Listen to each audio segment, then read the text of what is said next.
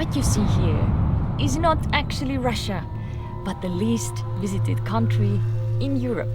The history is certainly complex, but this is not the reason why parts of the country don't feel European anymore.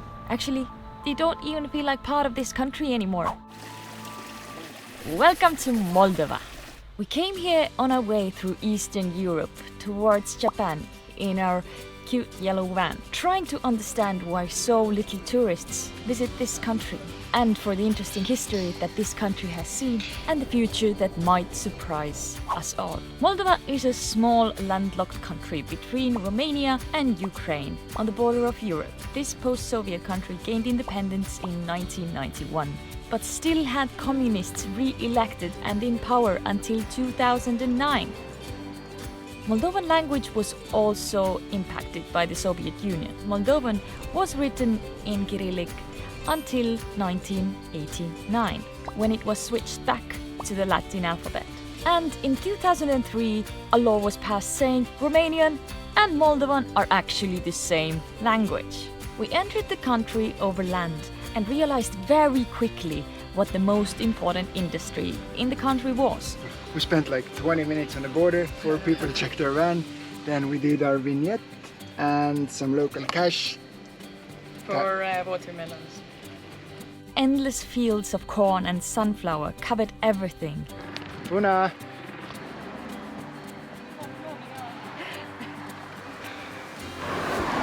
The watermelon cost us €2.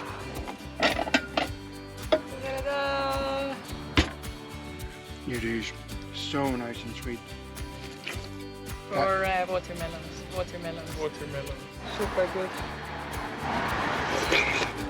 On top of that, vineyards everywhere, even in the small gardens instead of apple trees. And it was indeed a very, very tasty wine that came from these grapes. When we arrived in Chisinau, I was a little bit disappointed because I was expecting a post-Soviet country with history and red stars everywhere. But it was not that.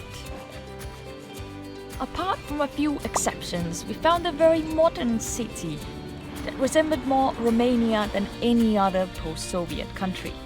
The busiest place in the city was of course the farmers' market. Some of the produce is sold next to the road as we encountered, but most of it in the streets. Eating healthy and fresh seemed affordable and accessible for everybody. And Chisinau was beautiful.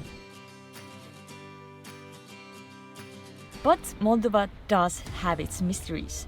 Two autonomous regions, Transnistria and Gagauzia. Transnistria in the east, bordering with Ukraine, is not under Moldovan control anymore and deemed unsafe because of Russian military peacekeepers in the area.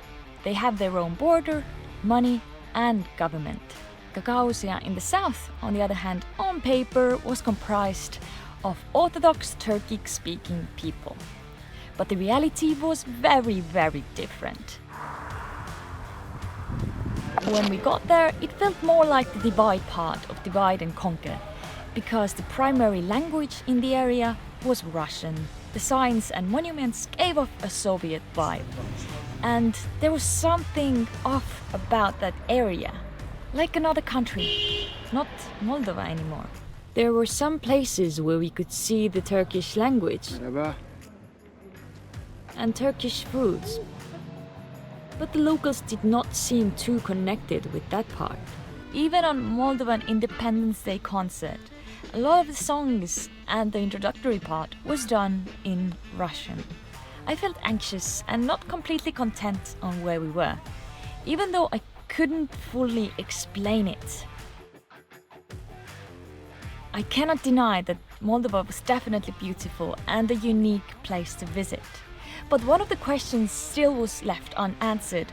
Why so little tourists visit? Is it because of the location being inaccessible? Or people don't find it interesting? Or it doesn't seem unique and just another post-Soviet country? No clue. The country did leave me off with more questions than answers of why some things were like this. in Moldova. In conclusion, amazing to visit, since you were the only tourist everywhere. This was the story of Moldova and its mysteries. Thank you guys for watching and see you next week. Bye.